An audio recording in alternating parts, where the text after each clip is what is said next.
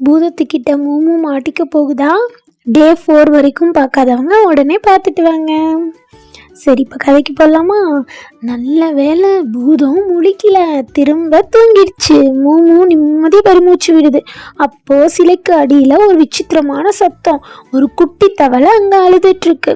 மூமு அந்த தவளை கிட்ட பேசுது. ஏ தவளையே, நீ ஏன் அலற? அந்த தவளை பேசுது.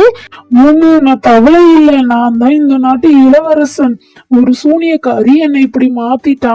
என்னை விடுவிக்க அந்த பூதத்தோட கையில இருக்கிற மேஜிக் பழம் வேணும். இளவரசன் சொல்றதை கேட்டு மூமு ரொம்ப வருத்தப்படுது. அந்த பூதம் தன் கையில ஒரு ஜொலிக்கும் தங்க நிற பழத்தை இருக்க பிடிச்சிட்டு இருக்கு. அதுதான் மேஜிக் ஆப்பிள். நீ எனக்காக அந்த பழத்தை எடுப்பியா மூமு அப்படின்னு இளவரசர் கேட்கிறாரு.